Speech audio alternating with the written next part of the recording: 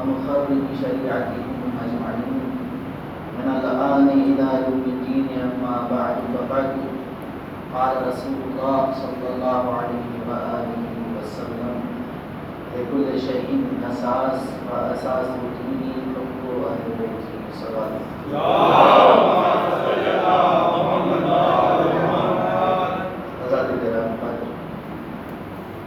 اور اس کی میں معروضات کا ایک مومنہ کا انتقال ہو گیا ہے. ان کی سورہ فاتحہ اور مادری فاطمہ ان کی سورہ محمد پائی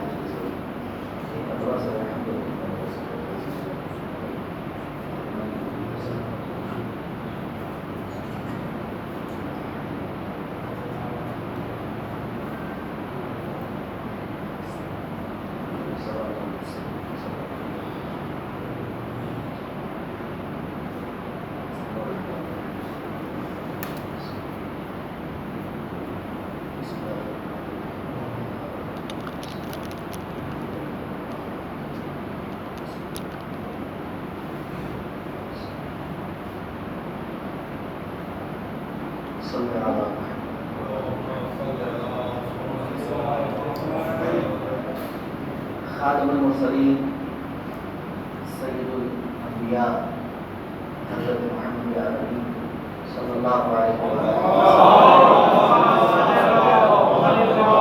وسلم کی روشنی میں گفتگو کر رہا ہوں. کلام معصوم کے ذیل میں لفظ گشائی کرنا ایک مشکل عمل ہے. ارشاد معصوم ہے کہ کلامنا صعب مستصعب، ہمارا کلام سخت ہے. سخت وہی معنی ہے کہ جیسے قرآن کریم کا طرز ہے.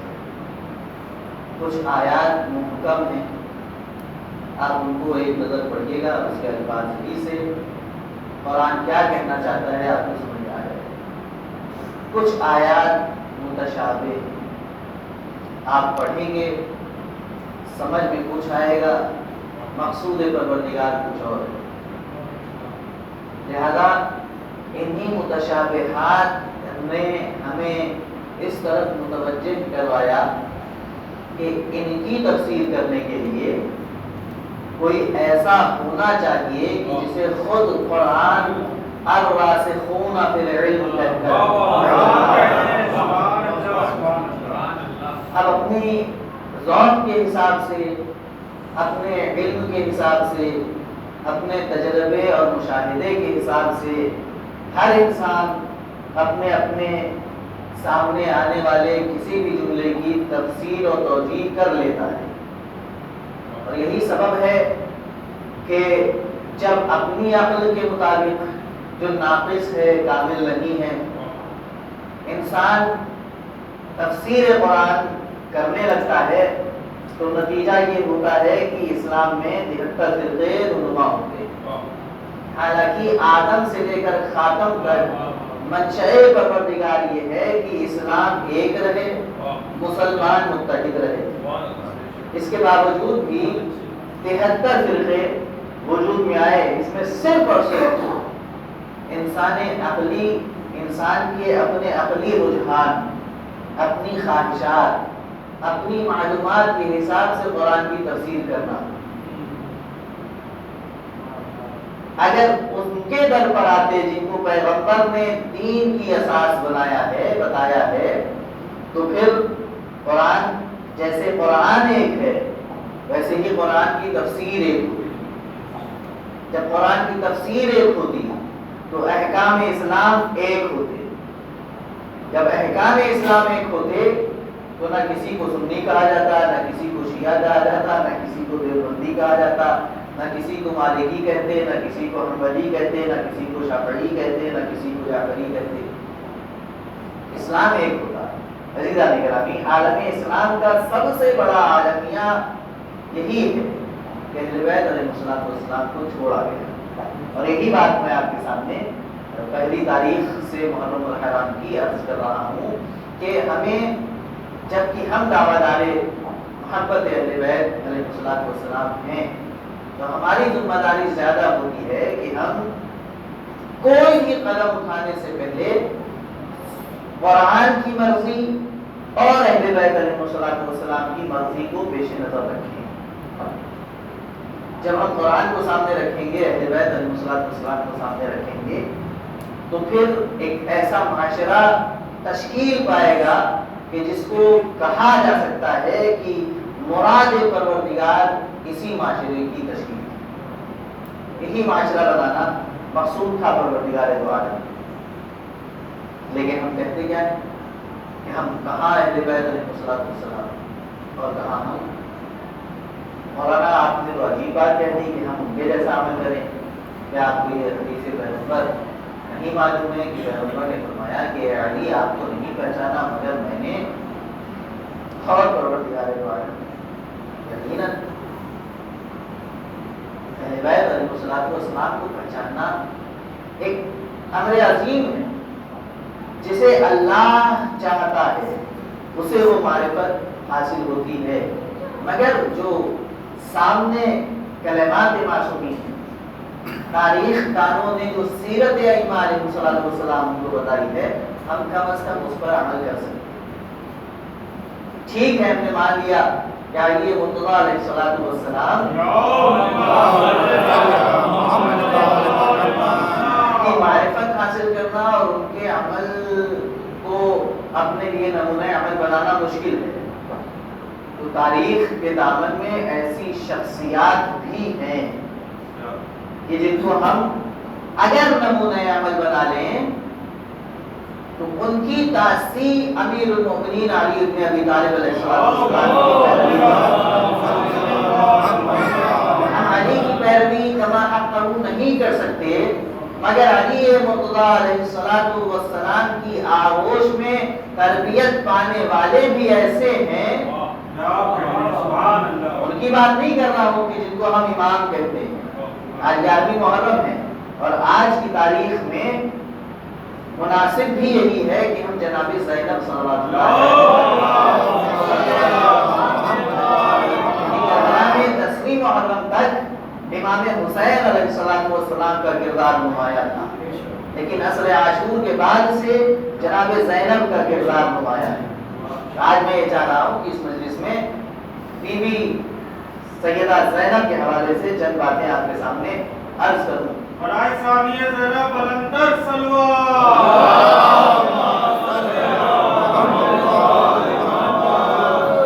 مولا کائنات کی بات کو بہت عظیم ہے، بہت عظمت ہے۔ ہم جناب شہزادی زینب صلوات اللہ علیہا کو اگر پہچان لیں، جو بھی ممکن نہیں، ان کی معرفت کا حصول بھی ممکن نہیں، ان کی معرفت جسارت کر رہا ہوں جملہ کہنے میں کہ امام معصوم ہی کو ہو سکتی ہے، امام معصوم ہی کو ان کی معرفت ہو سکتی ہے۔ ہم جو کچھ بھی ان کے بارے میں بیان کرتے ہیں، جو ابھی کہا ہم نے کہ اپنی عقل کے مطابق، اپنے مطالعے کے مطابق، اپنے جذبات کے مطابق جو بھی منبر پر آئے اور جناب زینب صلوات اللہ علیہا کے لیے لب کشائی کرے، ان کی خدمت میں عرض ارادت کرے، ان کی مداحی کرے، چاہے شعر کی شکل میں ہو چاہے نثر کی شکل میں ہو، وہ سب اس کے اپنے تخیلات ہیں۔ خود ہے حقیقت سیدہ زینب کو جاننے کے لیے اور ان کی معرفت کو حاصل کرنے کے لیے کم از کم امام معصوم ہونا چاہیے۔ وہی سمجھ سکتا ہے کہ سیدہ زینب کا مرتبہ کیا ہے۔ بات شاید بہت بڑی لگ رہی ہے کہ جب ہم معرفت حاصل ہی نہیں کر سکتے تو اللہ نے بھیجا ہی کہ معرفت دو طرح کی، ایک معرفت تکوینی، ایک معرفت تشریعی۔ ہم سے معرفت تکوینی کا مطالبہ نہیں، ہم سے معرفت تشریعی کا مطالبہ ہے۔ معرفت تکوینی کیا ہے؟ وہ فضائل، وہ مناقب، وہ مقام جو اللہ نے ان کو عطا کیا ہے، ہم اس تک نہیں پہنچ سکتے۔ معرفت تشریعی کیا ہے؟ ان کا وہ کردار جو شریعت کے خد و خال کو معین کرتا ہے، شریعت کے خد و خال کو معین کرتا ہے، ہمیں وہ معرفت حاصل کرنی ہے۔ سیدہ زینب جانتے ہیں ان کا بابا علی، ان کی مادر گرامی سیدہ فاطمہ صلوات اللہ علیہا،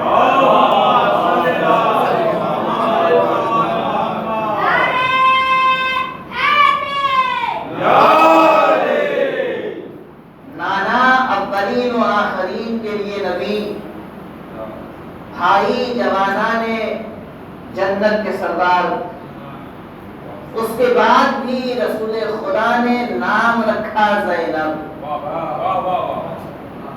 نام رکھا زینب۔ ہم نام تو سمجھ سکیں، سیدہ زینب کے نام کو سمجھ سکیں، نام ہے زینب، مرکب اسم ہے، زین اور اب، ان سے مل کر بنا ہے زین اب۔ اگر میں اس کو مفکک کر کے پڑھوں، مفکک کہ معنی یہ ہے سندھی کی چھید کر کے پڑھو، ایک سلوات پڑھے پڑھو، اردو الفاظ کا ترجمہ کرنا ضروری ہو جاتا ہے۔ زین اب اس کا ترجمہ ہم کرتے ہیں کہ باپ کسی کا، مگر یہ لفظ اب عربی زبان میں صرف باپ کے لیے استعمال نہیں کیا جاتا، اس کا انحصار معنی پدری کے لیے نہیں ہے۔ اب جب بولا جاتا ہے زبان عرب میں، کلام عرب میں، تو اس سے ماں اور باپ دونوں مراد ہیں۔ عربی میں جب اس کا تسمیہ بنایا جاتا ہے تو کہا جاتا ہے ابوین، ابوین یعنی ماں اور باپ دونوں۔ اب زینت اب زینب یعنی ماں کی بھی زینت اور باپ کی بھی زینت، یہ نام کے ظاہری معنی ہے۔ لغت میں اگر آپ جائیں، لغت میں ایک معنی تو یہ، تین معنی لغت میں، کلام عرب میں لفظ زینب کے تین معنی ہیں۔ ایک یہی جو میں نے ابھی عرض کیا، دوسرا عرب میں ایک ایسے درخت کو جس میں کوئی نقص نہ پایا جاتا، جس میں صرف حسن ہی حسن ہو، جس کی لکڑی بہترین لکڑی، جس کا سایہ بہترین سایہ ہو، جس کے میوے بہترین میوے ہوں، اسے زینب کہا جاتا ہے۔ اور اس کا معنی ہے زینبہ، زال سے نہیں، سے زینبہ، اس سے بنا ہے زینب، ایک ایسا درخت، شجرۃ حسن المنظر والطیب رائح، یہ لغت میں معنی لکھیں، ایسا درخت جو دیکھنے میں خوبصورت ہو اور جس کی خوشبو بہترین ہو، یہ لفظ زینب کے معنی۔ تیسرے معنی کیا ہے؟ تیسرے معنی ہے کہ زنب سے، اس کو بھی مانتا اس کا لیا گیا ہے، عرب کہتے ہیں کہ ایک ایسا ریت کا، بالو کا، ریت کا ایک ایسا پہاڑ جس کی بلندی تک چڑھنا ناممکن ہو، جس کی بلندی تک چڑھنا ناممکن ہو۔ ریت آپ سمجھ سکتے ہیں کہ ریت کے پہاڑ پر چڑھنا مشکل کام اپنے آپ میں ہے، جیسے جیسے آپ اوپر جائیں گے ریت خود آپ کو نیچے تک پہنچا دے گی، وہاں تک پہنچنا ہی ناممکن ہو، اس سے نکلا ہے زینب۔ تو نام کسی اور نے نہیں رکھا، ہمارے اور آپ جیسے کسی انسان نے نہیں رکھا، جیسے امام حسن کا نام رسول خدا نے رکھا، جیسے امام حسین کا نام رسول خدا نے رکھا، ویسے ہی جناب زینب کا نام رسول خدا نے رکھا۔ جب رسول نام رکھ رہے ہیں تو رسول کی صفت کیا ہے؟ جب رسول نے نام رکھا تو رسول نے کلام کیا، رسول کے کلام کے لیے قدرت کیا کہہ رہی ہے؟ یہ اس وقت تک کچھ بولتا نہیں جب تک وحی الہی نازل نہ ہو جائے۔ تو اس کا مطلب یہ ہے کہ حسن مجتبیٰ کا نام رسول نے ظاہراً رکھا، حقیقتاً اللہ نے رکھا۔ حسین نام رسول نے ظاہراً رکھا، زبان رسول کی تھی مگر کلام الہی تھا۔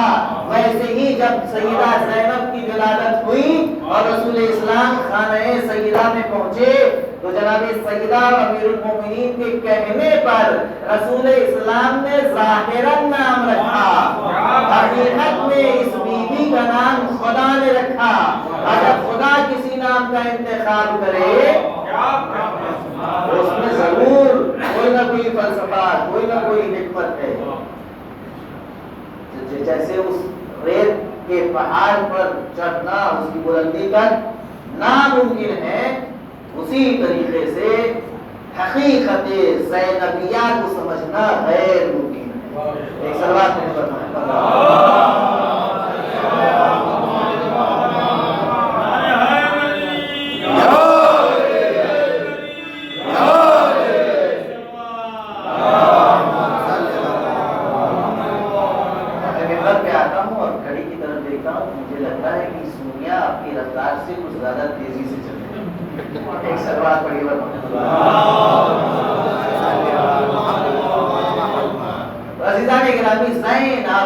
والدین کی زینت۔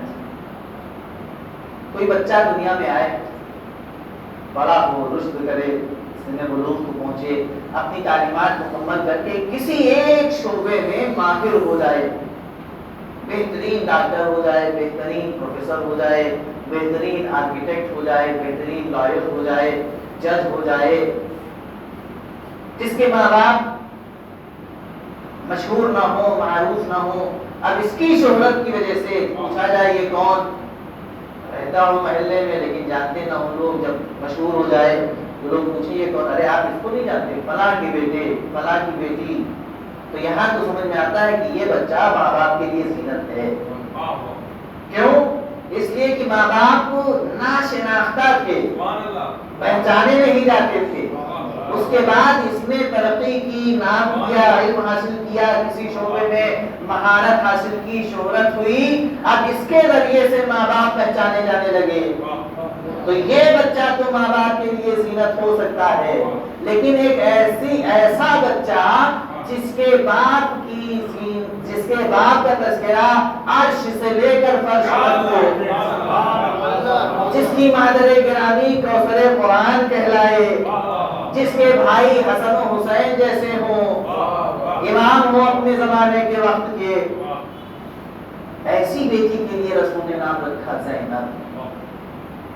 تو آپ سوچیں کہ زینب نے کون سا ایسا کارنامہ انجام دیا کہ جو ماں باپ کے لیے زینت ہے۔ یہ سمجھ پانا مشکل تھا، میں نے بہت غور کیا لیکن میں نہیں سمجھ سکا کہ زینب کبریٰ کا وہ کون سا کارنامہ ہے جو علی کے لیے زینت ہے، جو فاطمہ کے لیے زینت ہے۔ اگر ہم لفظ زینب کو غور سے دیکھیں تو اس میں 5 نقطوں کا استعمال ہے، ایک سے کے اوپر، ایک دو یہ کے نیچے، ایک نون کے اوپر، ایک بے کے نیچے۔ اگر آپ اجلت سے فیصلہ نہ کریں، بہت سے لوگ سامعین میں ہوتے ہیں کہ اجلت سے فیصلہ کر لیتے ہیں، جیسے ہی میں نے نقطوں کا تذکرہ کیا، نیچے نقطوں کا کیا نام کا دخل ہے، فضیلت میں جو نام لکھا جا رہا ہے اس میں آنے والے نقطوں کا کیا دخل ہے، نقطوں سے فضیلت ہے وہ۔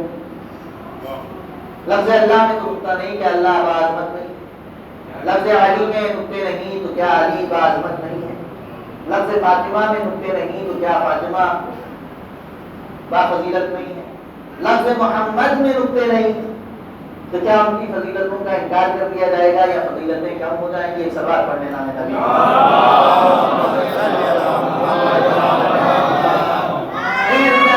یہ پانچ مل جل کر ایک سوال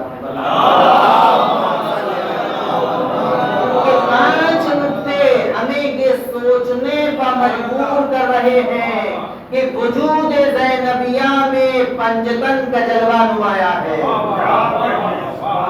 ایک جہت سے دیکھیے تو نبوت محمدیہ وجود زینب میں نظر آتی ہے، ایک نظر سے دیکھیے تو ولایت عالمیہ جناب زینب کے وجود میں نمایاں ہے، ایک نظر سے دیکھیے تو عصمت فاطمہ کبریٰ وجود زینب میں جلوہ گر ہے، ایک نظر سے دیکھیے تو کریم اہل بیت حسن مجتبیٰ جناب زینب کے ہاں نمایاں نظر آئے گی، اور ایک نظر سے دیکھیے تو شجاعت و غیرت حسینی شجاعت و غیرت حسینی جناب زینب کے کردار میں نظر آئے گی۔ اس کے بعد کسی اور فضیلت کو بیان کرنے کی ضرورت نہیں ہے۔ یہ سیدہ زینب وہ ہیں،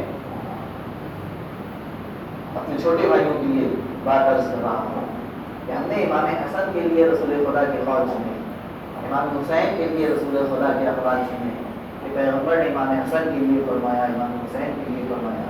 آج میں رسول خدا کا ایک ارشاد گرامی جناب زینب کے حوالے سے آپ کی سماعت کے حوالے کرتا ہوں۔ لیکن اسلام میں میراث کا ایک قانون جسے قرآن بیان کرتا ہے، للذکر مثل حظ الانثیین، مرد کو ایک حصہ ملے گا، دو حصے ملیں گے، اور خاتون ہے، کوئی محترمہ ہے، معظمہ ہے، مومنہ ہے، تو اس کو ایک حصہ ملے گا۔ باپ کی میراث سے بیٹے کو دو حصے ملیں گے اور بیٹی کو ایک حصہ ملے گا۔ للذکر مثل حظ الانثیین، مرد کے لیے دو حصے ہیں بیٹی کے برابر، جتنا بیٹی کو ملے گا اتنا ہی دو حصے مرد کو ملیں گے۔ لیکن عظمت جناب زینب تو آپ تصور کریں، پیغمبر فرماتے ہیں کہ من بکا علی المصاب هذه البنت، من بکا علی مصاب هذه البنت، جو اس دختر کی مصیبت پر گریہ کرے، کانا کمن بکا علی اخویہا الحسن والحسین، وہ ایسا ہے کہ جس نے اس کے دونوں بھائیوں حسن و حسین پر گریہ کیا۔ آپ امام حسین پر روئیں گے، امام حسین کے پر گریہ کا ثواب ملے گا۔ آپ امام حسین کی مصیبت سن کر گریہ کریں گے، امام حسن کے گریہ پر گریہ کرنے کا ثواب ملے گا۔ لیکن جناب زینب کی ذات وہ ہے، صحیح ترین حدیث ہے، حدیث میں کوئی شک کوئی ذوف نہیں ہے، لیکن پیغمبر فرما رہے ہیں کہ جو زینب کی مصیبت کو سن کر گریہ کرے گا اسے حسن و حسین کی مصیبت سن کر گریہ کرنے والے کا ثواب ملے گا۔ یعنی للذکر مثل حظ الانثیین، کائنات کی شاید واحد خاتون ہیں جن کے لیے میراث کا قانون شارع شریعت کی زبان سے ٹوٹا ہے، ہمارے اولاد کی کہنے کی وجہ سے نہیں، عقیدت کی وجہ سے نہیں، جس نے شریعت کو معین کیا ہے وہی یہ بتا رہا ہے کہ زینب کی مصیبت پر گریہ کرنا حسنین کی مصیبت پر گریہ کرنے کے برابر، جتنا ثواب حسنین پر رونے کا ملے گا اتنا ہی ثواب جناب زینب کی واحد مصیبت پر۔ حالانکہ بھی مسائل کی منزل میں نہیں، لیکن ظاہر سی بات ہے کہ یہ تاریخیں، یہ دن وہ ہیں کہ کربلا ہمارے ذہنوں میں اور ہمارے دلوں میں تازہ ہے۔ عزیزان محترم، جب ہم نے یہ سوال پیغمبر کے اسی جملے پر بنا کرتے ہوئے اگر یہ شہزادی کے فضائل سنیں، شہزادی کے فضائل بھی جب سنیں گے وہاں بھی دوہرا سوال، کیوں؟ وہی بات جو ابھی کہی، دوہرا ثواب نہیں ملے گا، 5 ثواب ملے گا۔ کیوں؟ جب شہزادی کا تذکرہ ہوگا تو اس میں تمامیت نبوت مصطفیٰ بھی ہے، وہاں ولایت حضرت مرتضیٰ بھی ہے، وہاں عصمت جناب سیدہ بھی ہے، وہاں کریمی حسن مجتبیٰ بھی ہے، وہاں شجاعت و غیرت حسین شہید کربلا بھی ہے۔ جب ہم جناب زینب کا تذکرہ کریں گے تو ہمیں یہ 5 ثواب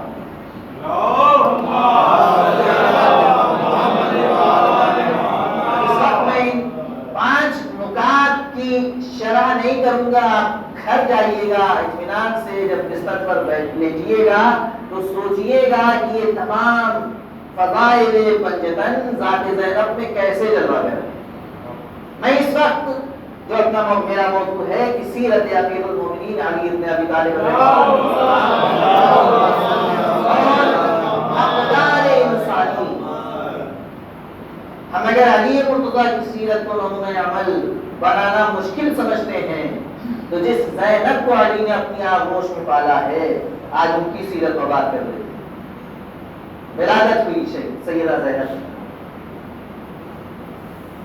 جانتے ہیں فطری اصول ہے کہ جب دنیا میں بچہ آتا ہے تو گریہ کرتا ہوا ہے، جب ماں کی آغوش میں آتا ہے بچہ تو اسے آرام ملتا ہے، وہ خاموش ہو جاتا ہے۔ لیکن عجب روایت منظر پیش کرتی ہے کہ ولادت ہوئی سیدہ زینب کی اور مادر گرامی آغوش میں لیے ہیں مگر گریہ جاری ہے، مولائے کائنات میں آغوش میں لیا مگر گریہ جاری ہے، رسول خدا آ گئے، رسول خدا نے آغوش میں لیا مگر گریہ جاری ہے، امام حسن مجتبیٰ نے آغوش میں لیا گریہ جاری ہے۔ لیکن جیسے ہی سید الشہداء نے آغوش میں لیا، روایت کا فقرہ یہ ہے کہ جناب سیدہ کا گریہ مسکراہٹ میں تبدیل ہوا، جیسے ہی سیدہ زینب آغوش امام حسین میں آ کر خاموش ہوئی، رسول اسلام نے ارشاد فرمایا میرے حسین کی زینب آ گئی۔ جناب سیدہ نے کہا میرے حسین کی مددگار آ گئی۔ پہلی وجہ جو بات عرض کرنا چاہتا ہوں کہ جناب زینب صلوات اللہ علیہا کی زندگی کا سب سے بڑا درس جو ہم کو ملتا ہے وہ یہ ہے کہ اپنے زمانے کے امام کے ساتھ کیسے رہنا ہے، اپنے امام وقت کے ساتھ کیسے رہنا ہے۔ ولادت، گریہ اور آغوش امام حسین میں آ کر مسکرا دینا، اس کے بعد زندگی آگے بڑھی،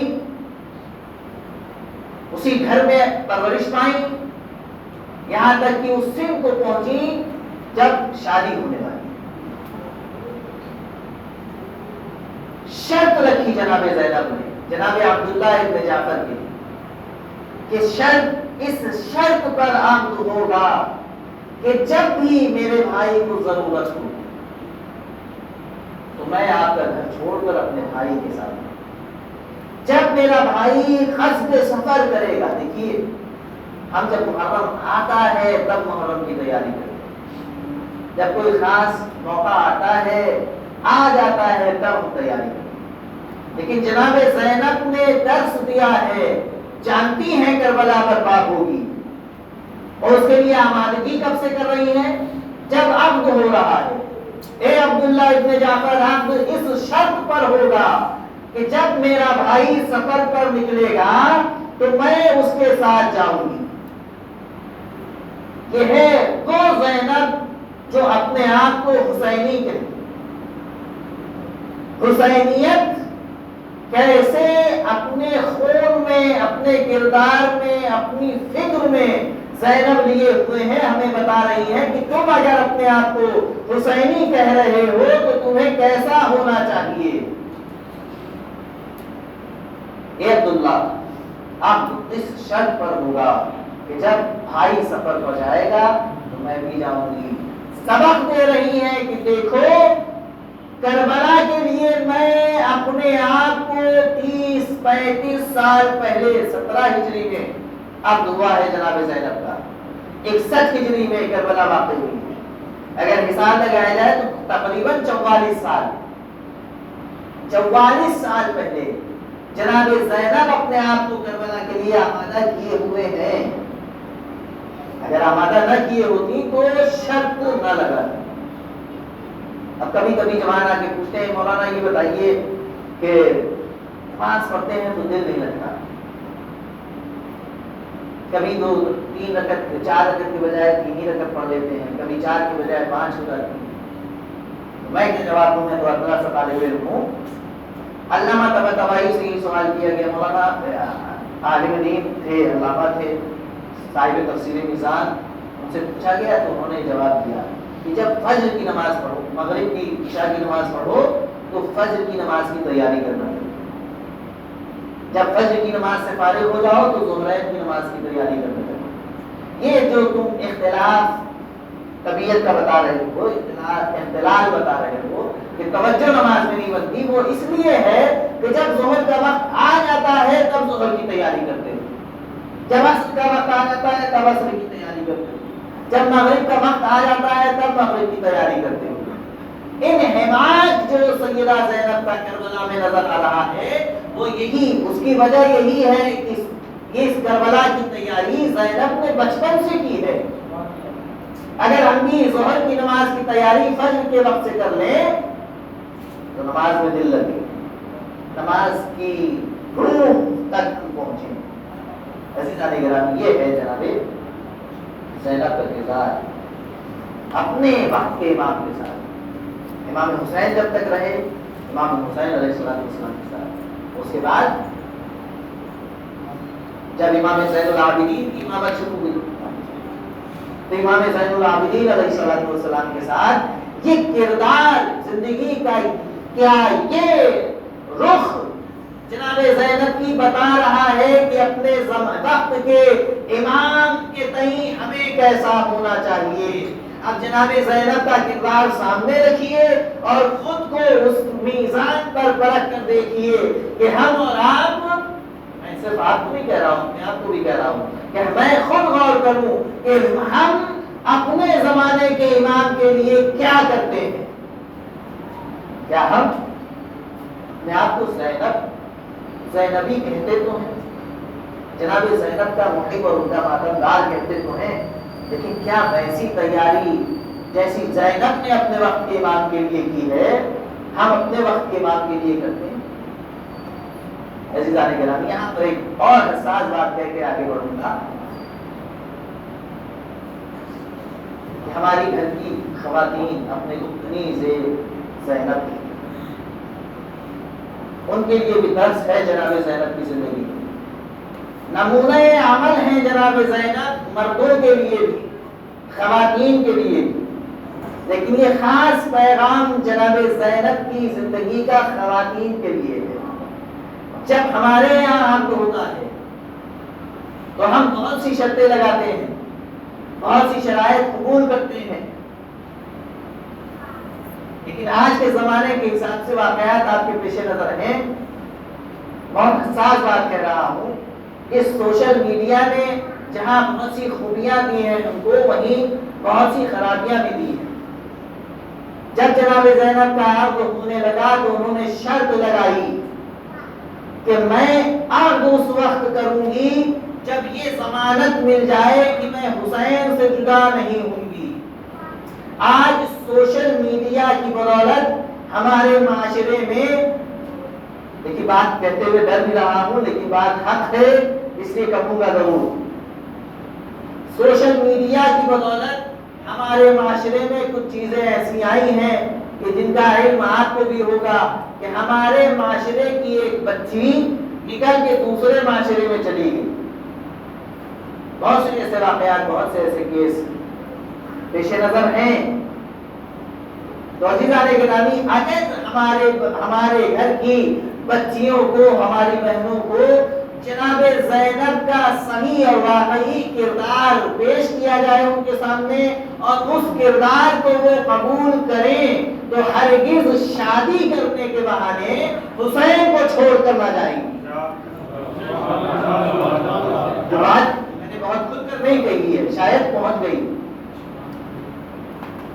کہ زمانے کے تقاضوں کے حساب سے، زمانے کی رو میں بہنے کے بعد وہ کہہ دیتے ہیں کہ ہم فلاں سے شادی کریں گے، اور گھر کی، خاندان کی، معاشرے کی، دین کی عزت کو داؤں پر لگا کے دوسرے سے شادی کر لیتی ہیں۔ ان کے لیے جناب زینب کا پیغام یہ ہے کہ میں عبداللہ ابن جعفر جیسے بافضیلت کے ساتھ شادی کر رہی ہوں، اس کے بعد بھی یہ شرط لگا رہی ہوں کہ حسین اگر جدا ہوگا تو میں یہ شادی نہیں کروں۔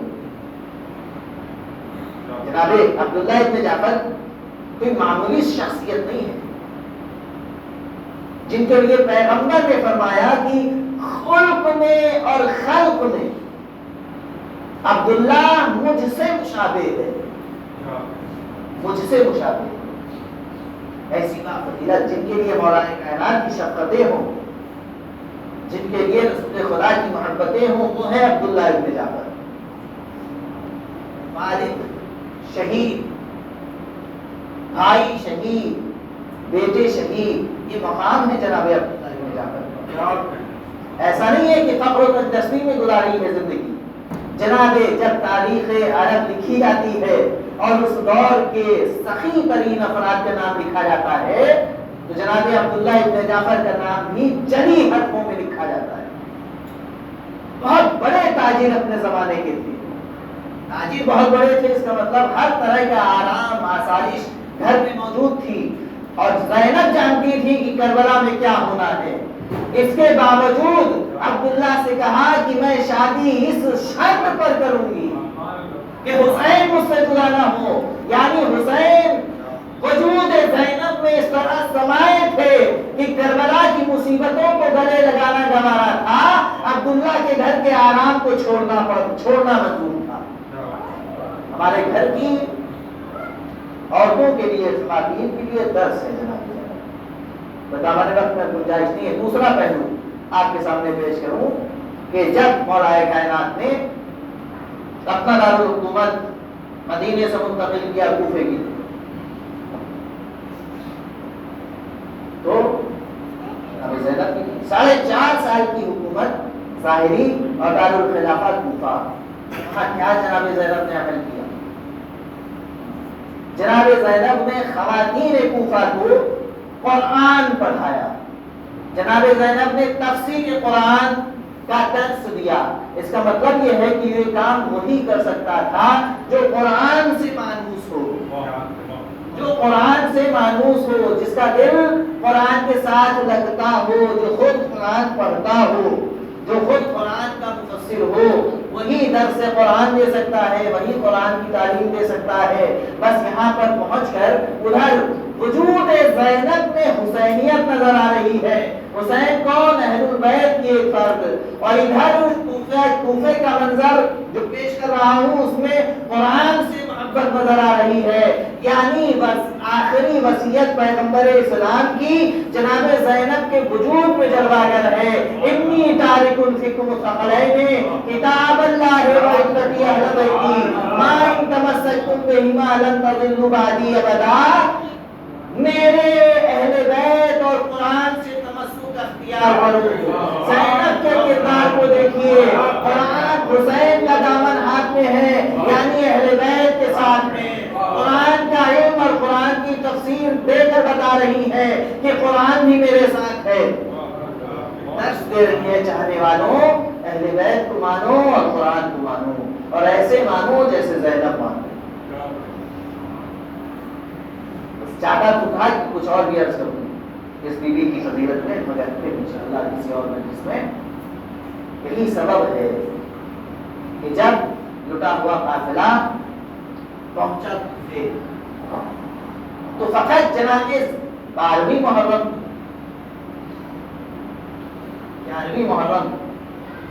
وہ تاریخ ہے کہ جب 11ویں محرم کی صبح کو بیویاں جلے ہوئے خیموں کی خاک پر بیٹھی. جناب فاطمہ صغرا کی روایت علامہ صاحب ریاض القدس اپنی کتاب میں نقل کرتے ہیں کہ 11ویں محرم کے سلسلے میں فاطمہ صغرا نے روایت نقل کی کہ سیدہ زینب بھی جلے ہوئے خیمے کی خاک پر بیٹھی ہیں اور امام زین العابدین علیہ الصلوۃ والسلام کا سر سیدہ زینب کے زانوں پر ہے اور میں پہلو میں ہوں. تبھی میں نے دیکھا کہ کچھ ناقے لائے جا رہے ہیں. میں نے اپنی پھوپھی کو متوجہ کیا. سیدہ زینب نے آتے ہوئے ناقوں کی طرف دیکھا اور امام کا شانہ ہلایا کہ میرے لال سید سجاد اٹھو، ہماری اسیری کے لیے ناقے لائے جا رہے ہیں. جب امام نے آنکھ کھولی تو جناب زینب نے ایک جملہ ان سے کہا کہ بیٹا میں دیکھ رہی ہوں کہ یہ ناقے آ رہے ہیں، مگر میں دیکھ رہی ہوں کہ ایک ناقہ دوسرے ناقے کے کان کے پاس اپنا منہ لے جا رہا ہے، شاید بے زبانی میں کچھ کہہ رہا ہے. تم امام وقت ہو، ذرا علم امامت سے بتاؤ کہ یہ ناقہ دوسرے ناقے سے کیا کہہ رہا ہے. ہزاروں بڑا حساس جملہ امام نے نقل کیا. جب اس آتے ہوئے ان ناقوں کو دیکھا تو امام نے کہا کہ پھوپھی اماں یہ ناقے ایک دوسرے سے کہہ رہے ہیں کہ میرے بھائی آج جو تمہاری پشت پر سوار ہونے والے ہیں وہ بڑی مقام و منزلت والے ہیں، وہ اہل بیت کے افراد ہیں، مخدرات عصمت و طہارت ہے۔ دیکھو جب یہ تمہاری پشت پر سوار ہو آہستہ آہستہ قدم بڑھانا، ایسا نہ ہو کہ تمہاری پشت سے کوئی زمین پر آ جائے اور رسول خدا ہم سے سوال کرے تو ہم کیا جواب دیں گے؟ اللہ اللہ عظمت اہل بیت جانوروں کے دلوں میں، حیوانوں کے دلوں میں اس قدر ہے، مگر وہ کیسے انسان تھے کربلا میں جنہوں نے حسین اور اولاد حسین کو 3 دن کی بھوک اور پیاس کے عالم میں ذبح کیا۔ آزاداروں ظہر کا وقت 11ویں محرم کو کربلا میں آیا، بیویوں کو کجاوا اونٹوں پر سوار کیا گیا۔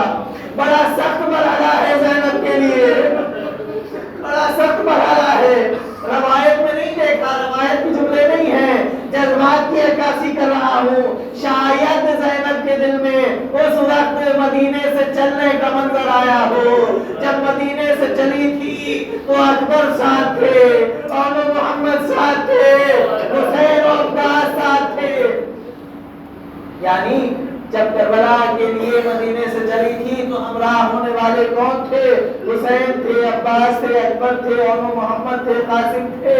لیکن آج زینب کو جو سفر کرنا ہے، اس سفر میں علی کی غیرت دار بیٹی کا ہم سفر شمر ہے۔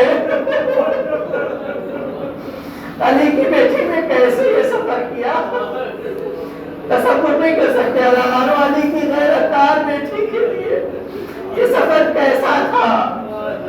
جب ہم سفر شمر ہو، جب ہم سفر خونی ہو، جب ہم سفر سلام ہو، قدم قدم پر ان کے ذریعے سے کیا جانے والا ظلم بیبی کی آنکھوں میں مجسم ہوتا تھا۔ اس مقبر سے گزارا گیا جہاں شہداء کی بے سر لاشیں پامال لاش حسین ابن علی کی پڑی۔ ناقے کی بلندی سے امام سید سجاد نے جب اپنے بابا کی لٹی ہوئی لاش دیکھی، پامال لاش دیکھی، تو روایت کہتی ہے کہ امام زین العابدین کے جسم اطہر سے جان نکلنے والی تھی۔ جناب زینب کبریٰ نے جیسے ہی یہ منظر دیکھا، سید سجاد کی توجہ کو ہٹانے کے لیے اپنے آپ کو ناقے کی بلندی سے گرایا۔ جیسے ہی امام زین العابدین نے پھوپھی کو زمین پر آتا دیکھا، وہ اماں کہہ کر فریاد کی۔ امام حسین کی لاش کا طواف کیا سیدہ زینب۔ امام زین العابدین نے پوچھا ہے کہ اماں کیا کر رہی ہیں؟ کہا کہ جب اماں کا آخری وقت تھا، اماں نے ایک وصیت کی تھی کہ میری لاڈلی زینب، کربلا میں وہ وقت آئے گا کہ جب میرا لال 3 دن کی بھوک اور پیاس میں شہید کیا جائے گا۔ اے میری لاڈلی زینب، میں نے تمہاری پیشانی پر جو بوسہ دیا ہے یہ تمہارے لیے نہیں، یہ امانت ہے حسین کے لیے۔ جب تمہیں موقع ملے کربلا میں میرے لال تک یہ امانت پہنچا دینا۔ میں اپنے بھائی کی لاش کا طواف کی غرض سے نہیں کر رہی، بلکہ میں وہ جگہ ڈھونڈ رہی ہوں جہاں اپنی اماں کی امانت کو پہنچا سکوں، مگر تیرا بھیا کا لاشا زخموں میں اس طرح چور ہے کہ کوئی جگہ نہیں جہاں اماں کی امانت کو پہنچا سکوں۔ یہ کہہ کر سیدہ جھکی اور امام کی مریدہ گلے پر لبوں کو رکھ دیا اور آواز دی، اے بھائی اماں گواہ رہیے گا، میں نے آپ کی امانت کو پہنچا دیا۔ اس کے بعد مدینے کا رخ کیا، آواز دی، اے نانا رسول خدا، ہم آپ کی بیٹیاں ہیں، ہمیں یہ دشمن دین کے دشمن بے کجاوا اونٹوں پر بغیر چادر کے قیدی بنا کر لے جا رہے ہیں۔ دادارو ابھی میں نے عرض کیا کفر کی خواتین کو درس قرآن دیا تھا، درس تفسیر دیا تھا۔ جب یہ قافلہ 12ویں محرم کو کوفے پہنچا تو فقط زینب کے گریے کی آواز سے خواتین کوفہ سمجھ گئی کہ یہ کوئی اور نہیں ہماری شہزادی زینب ہے، ہماری شہزادی زینب ہے۔ ان کو یاد آ گیا کہ وہی شہزادی ہے جو ہمیں قرآن کا درس دیتی تھی، یہی وہ شہزادی ہے جو ہمیں درس تفسیر قرآن دیتی تھی۔ ہاں عزیزانو، بس ایک صحیح بخاری کی روایت پیش کر کے آپ کی زحمت کو تمام کر رہا ہوں۔ ولید ابن زیاد کا دربار، بیویاں دربار میں داخل کی گئیں کہ کس دل سے زینب اس مجمع اغیار میں پہنچی، ایسی حالت میں جب سر پہ چادر نہیں ہے۔ اسی وقت زینب پہ ایک اور ظلم کیا گیا۔ انس بن مالک کی روایت صحیح بخاری صحیح مسلم میں ہے کہ لما دخلت زینب علی ابن زیاد، جب ابن زیاد کے دربار میں زینب داخل ہوئی، فجیع براس الحسین، اسی وقت تشت طلا میں رکھا ہوا سر حسین ابن زیاد کے دربار میں لایا گیا، چادر ہٹائی گئی، زینب کے سامنے وہ سر دکھایا گیا، زینب تڑپ گئی۔ ہاں عزیزانو، زینب کو کربلا یاد آئی ہوگی، مگر یہ مصیبت کم نہ تھی کہ روایت کہتی ہے کہ ابن زیاد کے ہاتھ میں ایک خیزران کی لکڑی تھی، خیزران کے درخت کی لکڑی تھی جو امام کے سر مبارک کا مارتا جا رہا تھا اور کہتا جا رہا تھا کہ دیکھا اہل باطل کے ساتھ اللہ نے کیا سلوک کیا۔ اسی وقت جناب زینب نے خطبہ دیا، نہ معلوم کیسی شیردل خاتون تھی، ایسی مصیبت کو جسے صحابی رسول برداشت نہ کر سکا، دیکھنے کے بعد بھی خطبہ دیا۔ وہ کون صحابی رسول ہے؟ زید بن ارقم۔ زید بن ارقم کھڑے ہو گئے، ابن زیاد کی آنکھوں میں آنکھیں ڈال کر کہا، ابن زیاد کیا کرتا ہے؟ یہ اس نواسۂ رسول کا سر ہے جس کو میں نے دیکھا ہے کہ ان رخساروں پر اللہ کا رسول بوسے دیتا تھا، ان لبوں کو اللہ کا رسول چھوتا تھا، جسے تو اس وقت لکڑی سے مار رہا ہے۔